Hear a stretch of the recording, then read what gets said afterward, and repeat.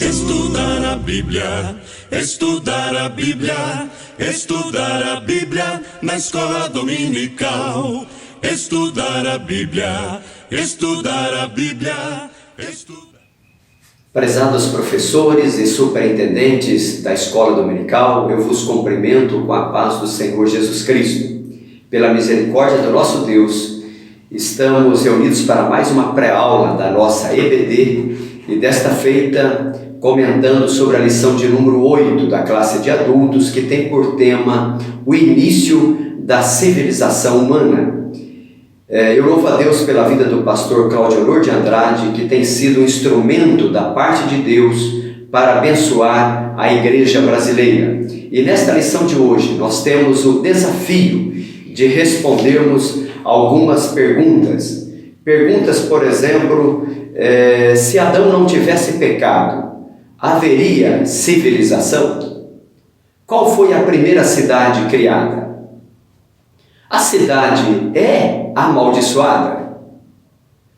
Talvez respondemos também perguntas sobre a questão do casamento. Haveria civilização sem casamento?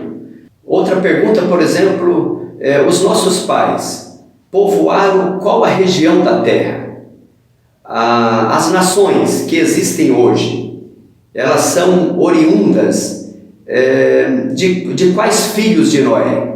Perguntas como essa, talvez intrigantes, mas que nos desperta também para um aprofundamento cada dia maior da palavra de Deus, pode ser de grande valia para o estudo desta lição. Nós sabemos que o mundo hoje, segundo dados do censo de 2017, tem aproximadamente 7,5 bilhões de habitantes. Mas estes habitantes do planeta Terra, eles vieram de quais troncos? Noé teve quantos filhos? Os filhos de Noé, Sem, Cão e Jafé, povoaram quais as regiões da Terra? Então, perguntas como estas e outras mais, tentaremos responder nesta lição tão profunda da palavra do Senhor. Veja que na lição de número 7, nós estudamos a respeito da queda, a queda do ser humano. E veja que o ser humano, nós estamos debaixo de uma tragédia chamada pecado. O homem não foi criado para a mortalidade, pelo contrário, o homem foi criado para a imortalidade. O pecado é um acidente de percurso, o pecado é uma tragédia que surge no percurso da raça humana. E hoje, pela misericórdia do Senhor, nós temos um resgate. Deus providenciou um resgate para a queda humana. Então, esta lição, o início da civilização humana, responderá também perguntas como esta. Veja que o nosso textuário, baseado em Gênesis 4:17, diz assim: e conheceu. Veja que o conhecer aqui é no sentido sexual. E conheceu Caim, a sua mulher, e ela concebeu e teve a Enoque. E aqui cabe uma outra observação: este não é o Enoque da descendência piedosa de Sete, mas este é Enoque, o filho de Caim.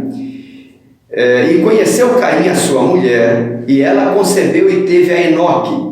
E ele edificou uma cidade e chamou o nome da cidade pelo nome de seu filho Enoque. A verdade prática resume esta lição na seguinte frase: uma das missões do ser humano é povoar a terra, dominar os segredos da criação divina e fundar uma sociedade que venha glorificar o nome de Deus. Então veja que esta missão é tríplice. Primeiro, povoar a terra. Isso já está bem claro na expressão bíblica, quando Deus disse: frutificai, multiplicai-vos e enchei a terra.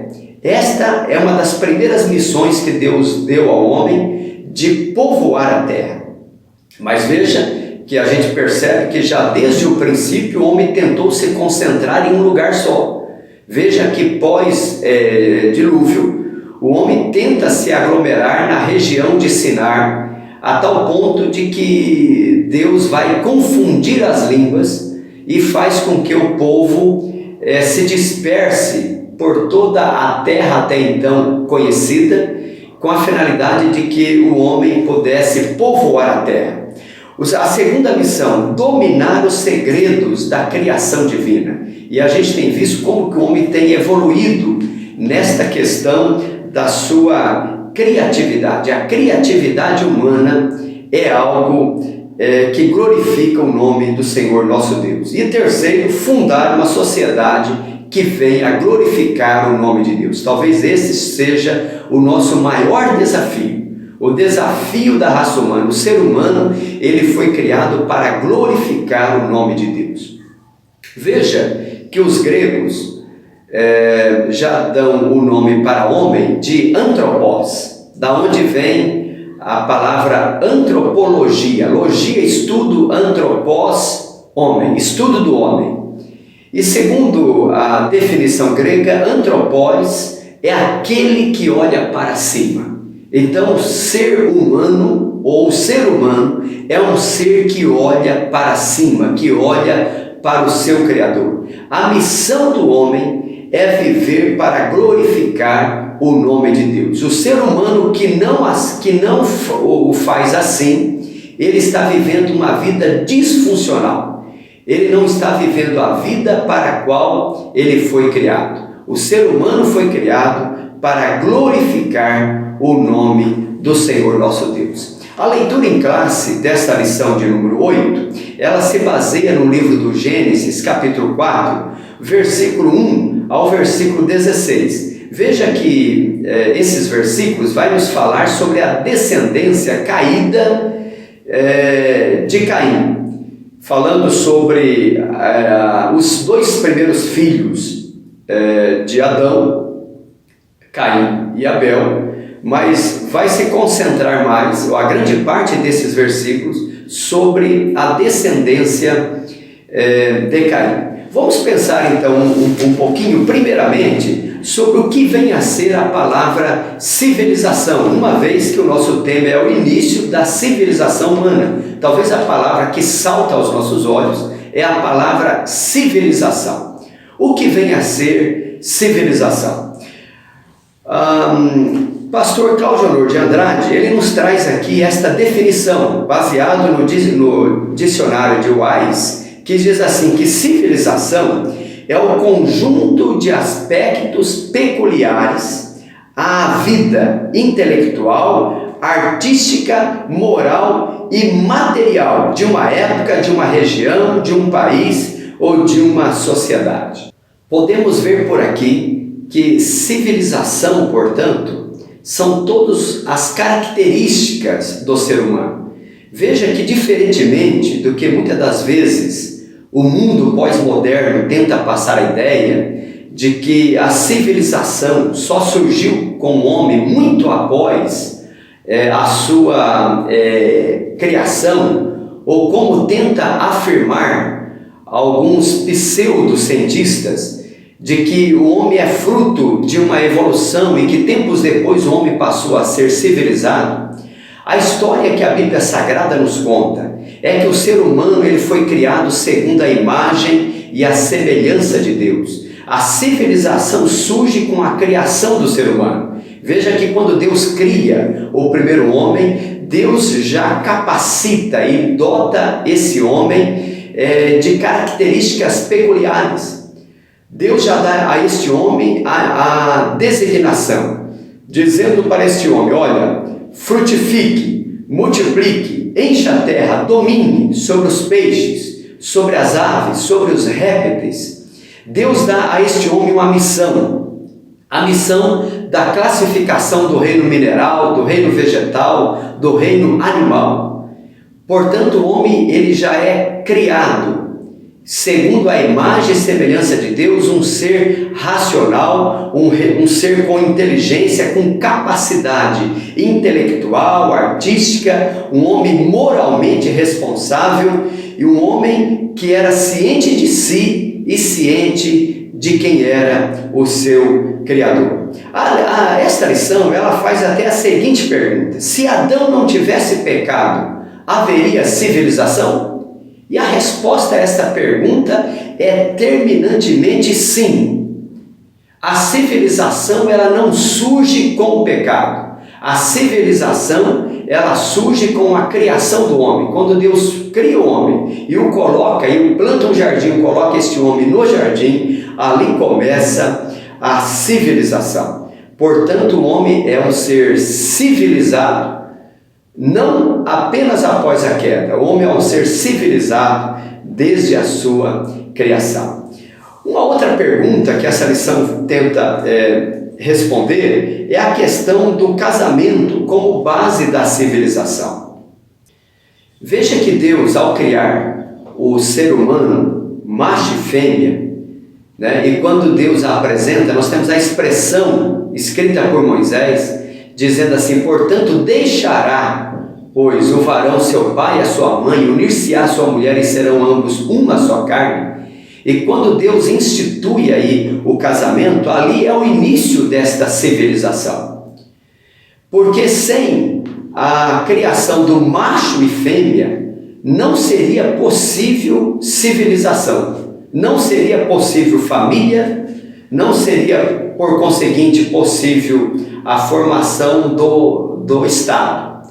Formação de família e, por conseguinte, formação do Estado, formação da igreja, só é possível através da criação do macho e fêmea. Portanto, a expressão bíblica de Gênesis 1:26, que diz macho e fêmea os criou, é porque macho e fêmea já estava na mente de Deus já desde o seu princípio. Então, a criação da civilização, ela só é possível porque macho e fêmea Deus o criou. Veja que Deus não é apenas o criador do ser humano, o criador da vida, mas Deus também é o sustentador, é o mantenedor da vida. Deus é aquele que se responsabiliza pelas coisas criadas. Deus fez o homem e se responsabiliza por aquilo que ele fez, a tal ponto de que mesmo com a queda, Deus vai às últimas consequências para restaurar, para buscar este homem que se havia perdido. Então, a criação da civilização, ela se dá com a criação do primeiro casal. Quando Deus cria macho e fêmea, ali Deus está criando a possibilidade da manutenção, a possibilidade da procriação, a possibilidade da civilização na Terra. Vamos pensar um pouquinho no capítulo de número 2 desta lição, a respeito da civilização e o conflito. E neste capítulo 2, sobre a civilização e conflito, nós podemos ver que Deus criou este homem com a finalidade de que esse homem o glorificasse. Como já afirmamos, o homem é aquele que olha para o seu Criador. No entanto, pós a queda, e os nossos primeiros pais, Adão e Eva, ao terem os seus dois primeiros filhos, Caim e Abel, a gente percebe o mal que já tinha entrado no planeta Terra. E nós podemos ver isso com a atitude, mormente, de Caim, o filho mais velho dos nossos primeiros pais, aonde ele vai entrar por um caminho da inveja, pelo caminho do homicídio, pelo caminho da poligamia, pelo caminho da desordem social. E aqui, até fazendo um parênteses, é até bom que a gente diga, até estudo feito até pela Universidade de Basel, na Suíça, onde se comprova de forma científica de que toda a raça humana, de que todo ser humano é proveniente de um único tronco, tem um único ancestral. Isso cai por terra, esta questão aí da teoria da evolução. E daí porque se chama mesmo teoria, porque isso não é uma ciência. A ciência, pelo contrário, de forma científica, comprova de que todo ser humano é proveniente de um único tronco. Portanto, como nos informa a Bíblia, de Adão e Eva. Isso é importantíssimo, talvez. Eu sei que nós passamos por uma lição sobre a unidade da raça humana recentemente, agora nesse trimestre mesmo, salvo engano, a lição de número 5, mas é importante a gente reforçar isso nessa aula ou nessa lição de número 8. Uma outra informação interessante aqui no capítulo 4 do livro do Gênesis, a questão de Caim e Abel, esses dois primeiros meninos que a terra recebeu. Veja que o fato de Deus ter rejeitado a oferta de Caim não estava no tipo de oferta que Caim estava trazendo ao Senhor. A Bíblia vai nos informar que Caim era lavrador e que Abel mexia com o rebanho, era pastor de ovelhas. Veja que Caim ele traz do fruto da terra e Abel ele traz um desses animais, possivelmente uma ovelha, para oferecer em sacrifício ao Senhor. O problema não estava no tipo de objeto que estava sendo oferecido ao Senhor. Não é que Deus rejeita os lavradores e aceita o pecuarista, tá certo? Não é isso que está em voga aqui. O que está em voga era o coração contrito. O que estava por trás da motivação daquilo que estava oferecendo ao Senhor. Veja que o versículo 5 do capítulo 4 do Gênesis diz assim, vamos ler o versículo 4 primeiramente. E Abel também trouxe dos primogênitos das suas ovelhas e da sua gordura, e atentou o Senhor para Abel e para a sua oferta. Veja que Deus primeiro atenta para o coração, para Abel, e depois para a sua oferta. Versículo 5, mas para Caim e para a sua oferta não atentou. Eirou-se Caim fortemente e descaiu-lhe o seu semblante.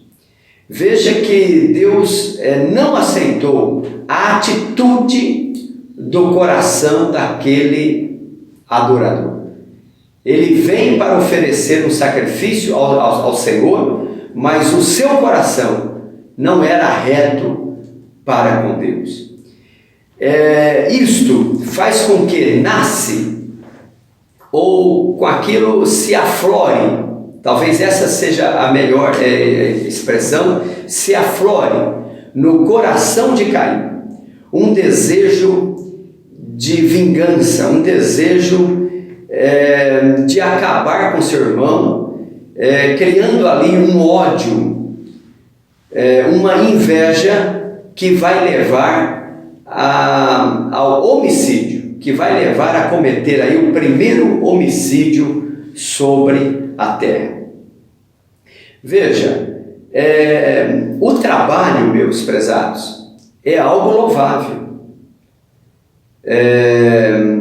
O trabalho, ele não é fruto da queda. O trabalho não é uma maldição para o ser humano. Deus não amaldiçoou o trabalho. É tão claro que com o pecado, que com a queda, o trabalho se tornou mais penoso. Mas o trabalho ele surge antes da queda. Quando Deus coloca os nossos primeiros pais lá no Éden, Deus já dá a este homem o trabalho de dominar, o trabalho de frutificar, o trabalho de cuidar de todas as coisas, de ser o governo deste planeta. Então, o trabalho é algo louvável. Eu digo isso porque muitas das vezes alguém pode pensar de forma errônea, é tão claro, de que se o homem não tivesse pecado, não precisaria trabalhar. O trabalho é algo que dignifica o ser humano. O problema não é o trabalho, o problema é a falta do trabalho. A falta do trabalho faz com que o homem perca a razão de existir. Mas o trabalho dignifica, o trabalho glorifica o nome do Senhor. E aqui cabe um outro parênteses, porque nós servimos a Deus com tudo aquilo que temos, com tudo aquilo que somos e com tudo aquilo que nós fazemos. Qualquer atividade que o ser humano desempenhe tem uma finalidade, ou precisa ter a finalidade de glorificar o nome de Deus. Então nós honramos a Deus, nós adoramos ao Senhor com a nossa atividade. Nós é que muitas vezes tentamos diferenciar e separar, olha, isso é espiritual, isso é material, mas o ser humano é um ser espiritual por essência. Não tem essa questão, isso é espiritual, isto é material.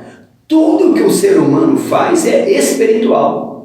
Então, trabalhar na lavoura, o trabalhar no campo, o trabalhar na pecuária, o trabalhar na indústria, a prestação de um serviço, qualquer atividade que o ser humano desenvolve tem que ter a finalidade de glorificar o nome de Deus.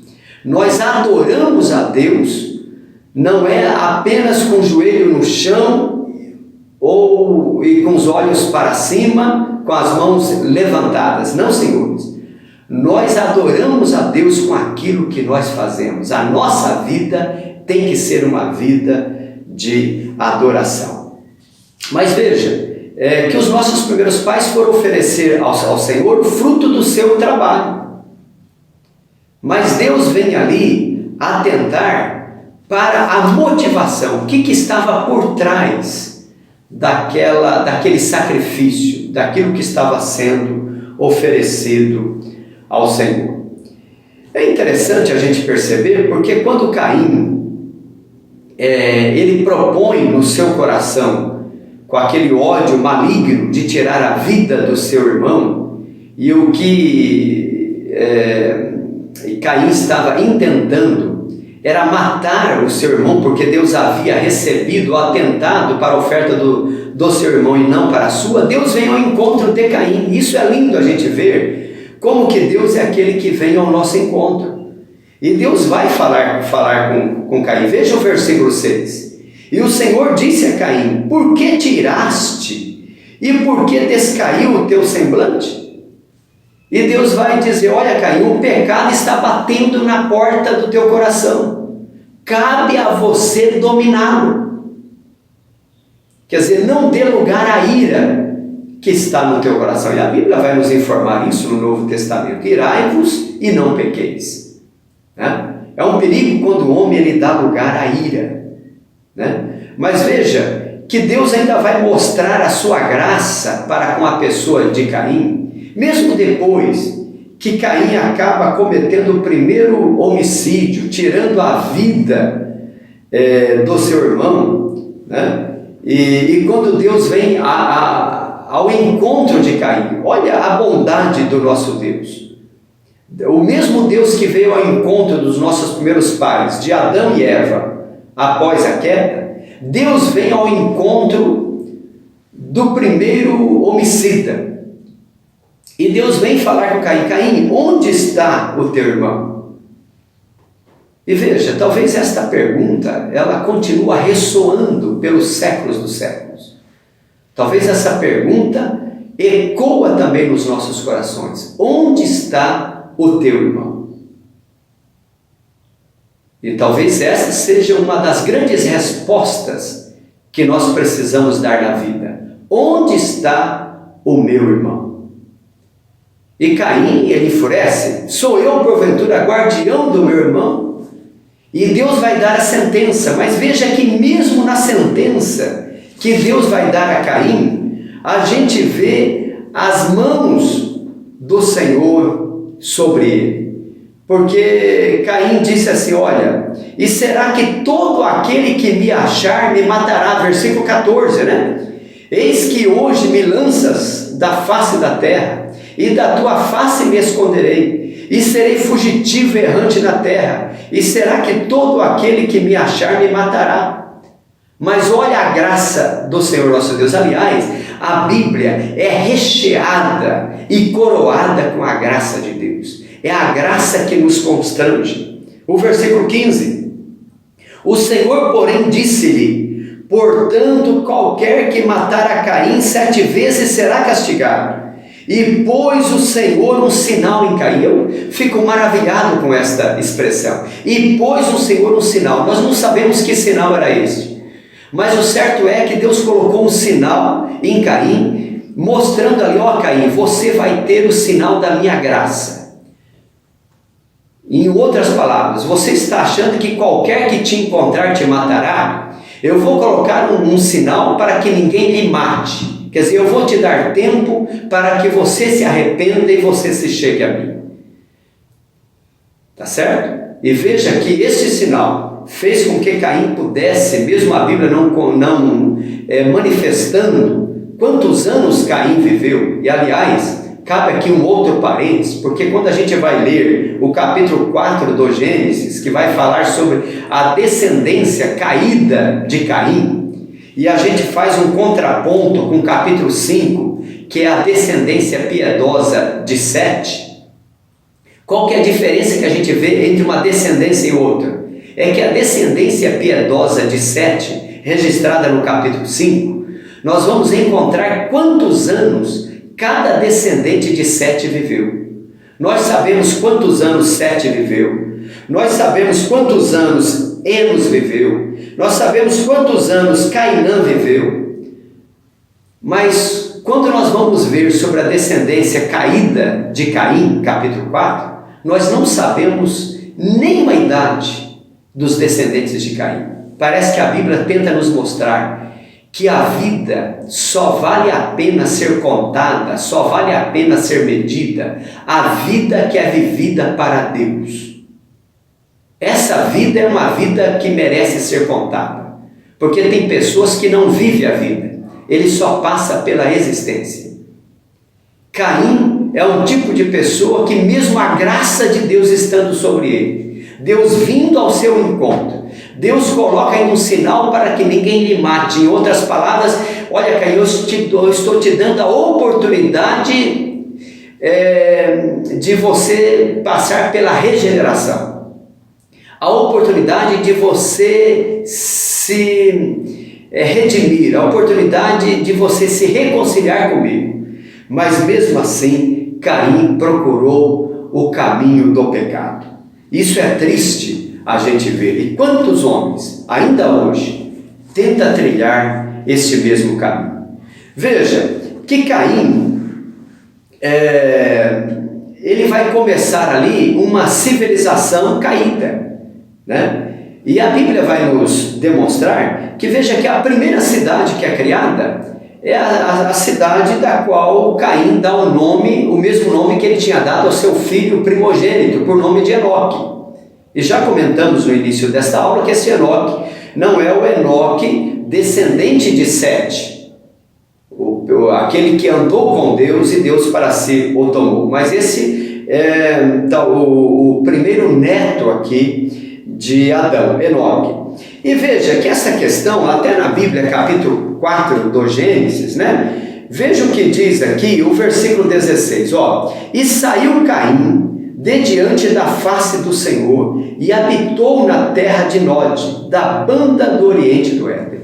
Isso aqui até nos traz uma reflexão, porque Caim, quando ele sai, e ele ali, parece que ele faz uma limitação, e nessa limitação ele circunda uma certa região, ele diz, olha, isso aqui é meu, né? Parece que não fazia muito sentido você delimitar se eles estavam vivendo em poucas pessoas nesta época. Certamente nessa época Noé tinha tido não apenas Caim e Abel. Então claro que a Bíblia ela é um resumo dos fatos, mas certamente aí Adão já tinha tido outros filhos.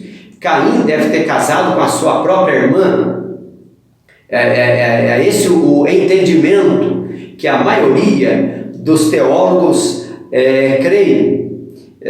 Caim deve ter casado com a sua própria irmã. E quando ele sai diante da face do Senhor, e ele circunda um local e diz: esse aqui é meu. E talvez aqui pode entrar a questão aqui do individualismo, ou do viver egoisticamente, né? Quando alguém diz: esse aqui é meu, né? Aqui ninguém entra, aqui ninguém pega, aqui ninguém toma. Isso já mostra o que estava no coração deste nosso ancestral por nome de Caim, né? E veja, e aqui a gente já começa a ver que essa descendência caída de Caim, e a Bíblia diz que um abismo chama outro abismo, ela vai se aprofundando no lamaçal do pecado, né? Veja que diz aqui que Enoque, né, foi o nome da primeira cidade fundada na terra, estabelecida por Caim logo após este haver assassinado Abel. A cidade de Enoque foi marcada pela violência e pela banalidade quanto à vida humana. Veja que vai falar que um outro descendente aqui de Caim, Lameque, né? Lameque, se nós achamos que Caim foi mau, Lameque foi duplamente mau. Porque Caim mata o seu irmão. Agora, Lameque, por uma coisa ainda mais banal, né? Ele vai cometer aqui um duplo homicídio, e como nos traz aqui o pastor Cláudio Honor de Andrade, baseado em Gênesis 4, versículo 23 e 24, ele ainda faz, no nosso linguajar de hoje, ele faz piada com isso, né? Ou uma poesia com isso, quando diz assim: e disse Lameque às suas mulheres. Olha aqui, né?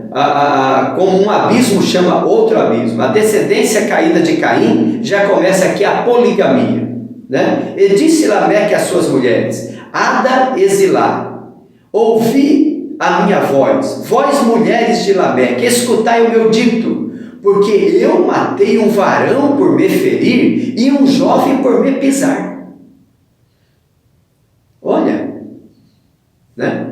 Se Caim foi mau, este foi pior ainda. Matei um varão por me ferir e um jovem por me pisar. E aqui a banalidade da vida humana parece que já está de uma forma desenfreada. Então, Deus não criou a civilização para a pecaminosidade. Não, senhores. Deus criou a civilização para que juntos pudessem glorificar o nome de Deus. Mas o pecado fez com que esta erva daninha tomasse conta dos povos, e a gente pode ver a violência aumentando a tal ponto que quando a gente chega no capítulo 6 do livro do Gênesis, a Bíblia diz que a violência tinha chegado até as narinas de Deus, e Deus disse: não contenderá o meu espírito para sempre com o homem. E Deus resolve destruir o mundo antediluviano, porque a violência já tinha chegado à presença do nosso Deus. E antes, meus amados, de nós partirmos aqui para o fechamento dessa lição, capítulo 3, que vai falar sobre Deus que intervém na civilização, eu quero propor aos amados irmãos a leitura do livro O Plano Divino através dos Séculos, publicado pela nossa CPAD, livro esse escrito pelo saudoso pastor Lourenço Olson, onde ele vai nos falar sobre a questão da civilização, onde ele vai nos citar sobre a questão da povoação da terra, como que a terra foi povoada mormente pós o dilúvio.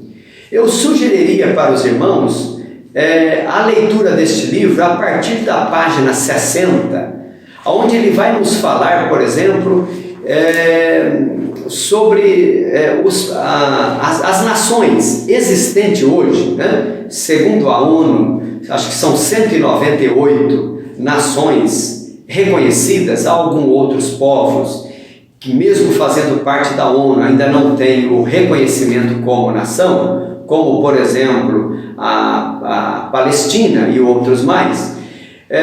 O pastor Lourenço Olso, ele traça uma linha partindo dos 3 filhos de Noé, Sem, Cão e Jafé, para mostrar aonde cada um se situou e quais os povos hoje, descendentes de quais desses filhos de Noé eles são. Por exemplo, na página 60, os descendentes de Cão, o filho de Noé.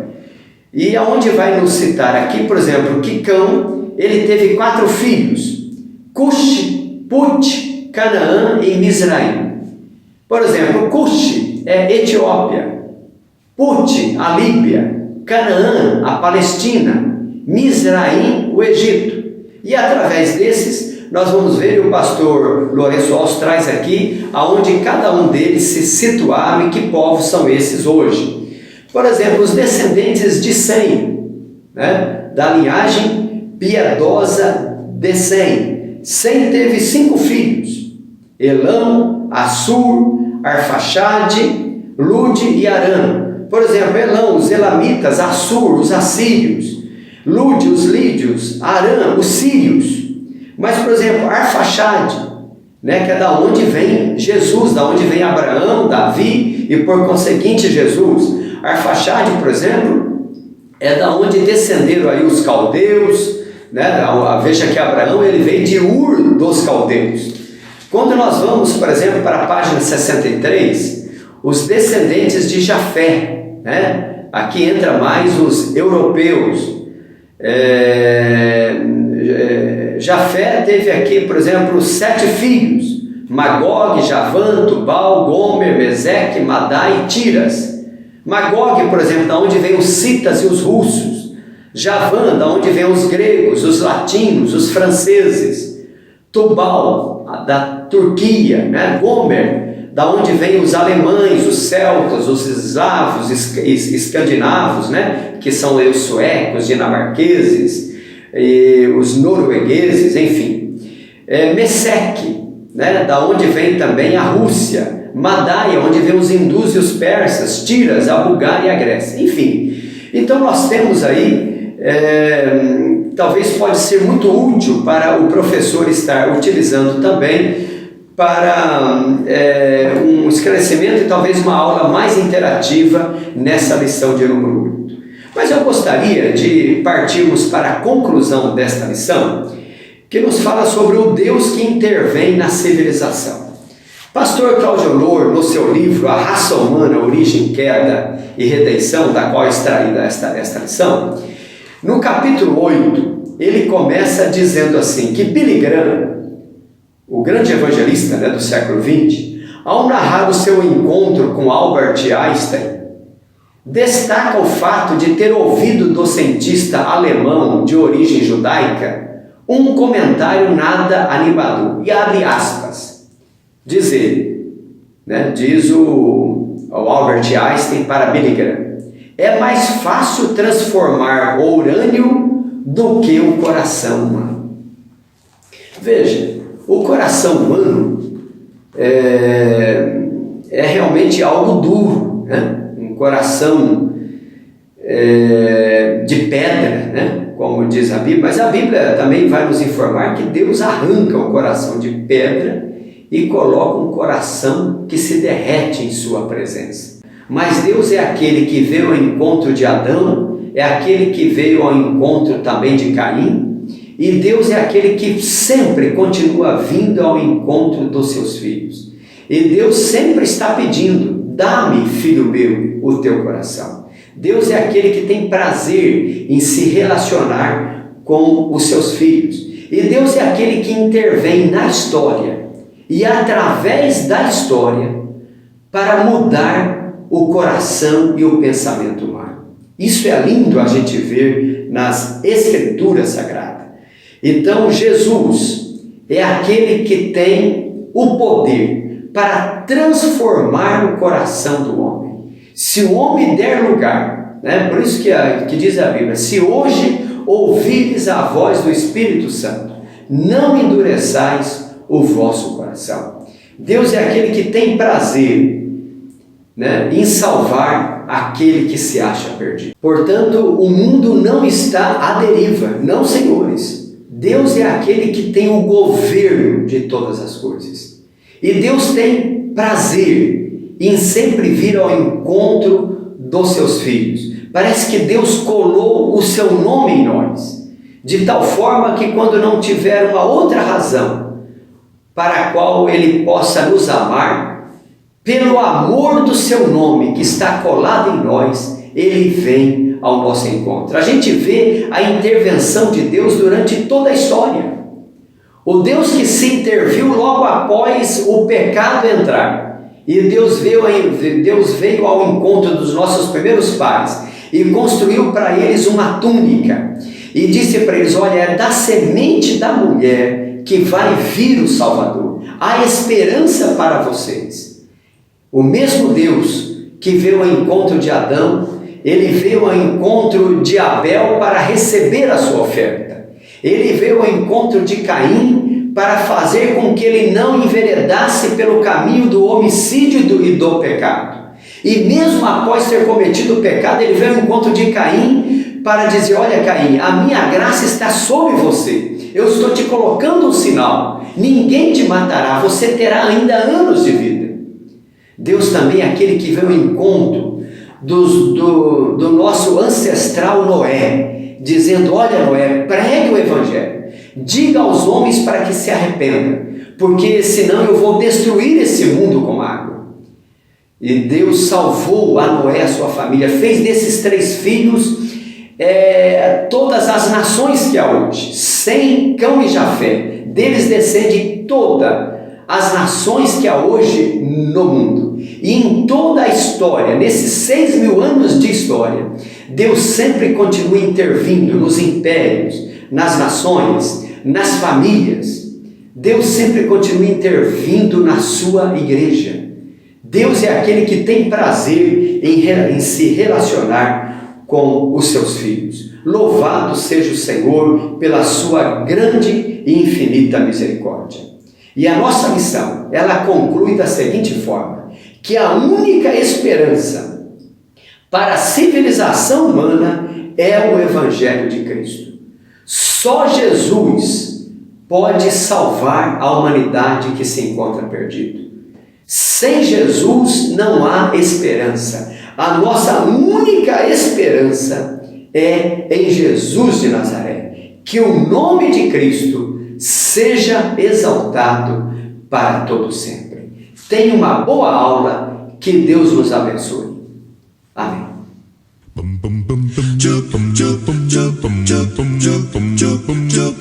Estudar a Bíblia, estudar a Bíblia, estudar a Bíblia na escola dominical.